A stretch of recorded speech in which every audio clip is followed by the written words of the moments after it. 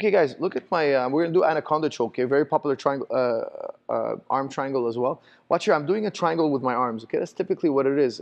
An Anaconda Choke, instead of using your legs to triangle your opponent, you're using your arms to triangle your opponent. You can see that the triangle inside my arms is pretty small, but it's not small enough, okay? Let's make it even smaller. The smaller, the tighter. Watch my right elbow here. I'm gonna rotate my tricep, grab my tricep, and then unrotate my tricep. You can see that that brings my elbow in really tight. Okay, this is the key to Anaconda Choke. I don't want to close the anaconda around him, and my elbows are far from one another. I want to bring my elbows as close to one another as possible. If I get my elbows really, really close to one another, the choke becomes incredibly tight. Okay, so how do we do that?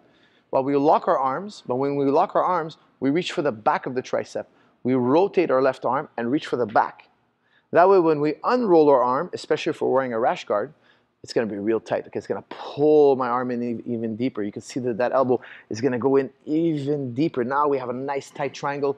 We're going to be subbing our opponent. Okay, my partner's here in front headlock.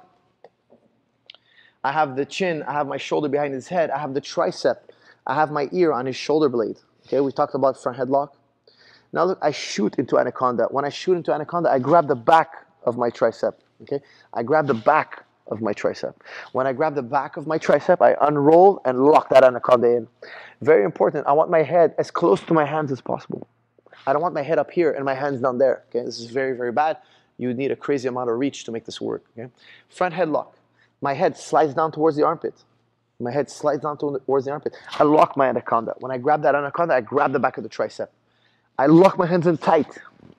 And here I have a squeeze. I don't have a finish, I just have a squeeze. I need to go into a gator roll. Watch here, I roll towards the side of the lock. I go into a gator roll. Now that I have my partner in a gator roll, you can see that his head, the back of his head is trapped in my sternum. Okay? The back of his head is trapped into my sternum. I have the back of my tricep and I unwinded my arm, making my triangle really, really tight. My arm triangle very, very tight.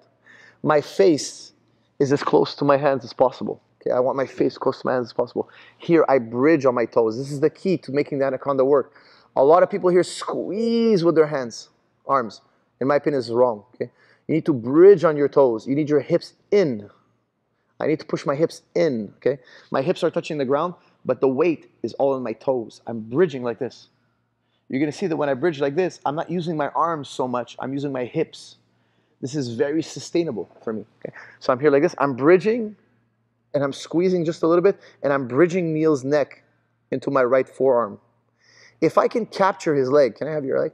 I'm gonna tap this guy for sure, okay? Give me the leg, either leg, it doesn't matter. If I trap his leg and I bridge at the same time, if I trap and bridge, it's gonna be seconds before he has to tap, okay? I'm bridging with my hips, squeezing, and finishing my partner, okay? Very powerful choke, especially if you can capture the leg, okay? Let's see it again. We're here, I have the chin strap. I slide my arms in, I grab the back of the tricep, I lock everything in, I go into a gator roll. When I go into a gator roll, okay, I go into the gator roll. I bridge on my toes. I retract my right elbow. What you're not seeing, also hard to see, is I retract my right elbow. When I retract my right elbow, I'm creating a torque in his neck. Okay, so I'm torquing and squeezing. I'm looking for that leg. If I get that leg, I know I'm gonna get the tap. If I get that leg, he's going to be tapping, okay? I'm chasing that leg. As I capture that leg, I'm still bridging. When you capture that leg, it compresses his diaphragm. So now he's losing blood flow to the brain, and his diaphragm now is being compressed, okay? He can't breathe without that diaphragm. So I'm bridging here. I'm bridging my hips forward. It's really key, okay? It's bridging those hips forward. Let's see it again from a different angle. Let's rotate this way, please, Neil. Back to the camera. I'm here like this. I lock my tricep, I unlock my arms, I gator roll, I come in here, I make the adjustments, I'm bridging, I'm looking for that leg.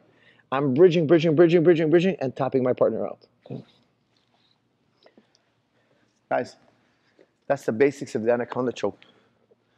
Super powerful choke, especially for those of you with long arms, okay? Let's give it a try.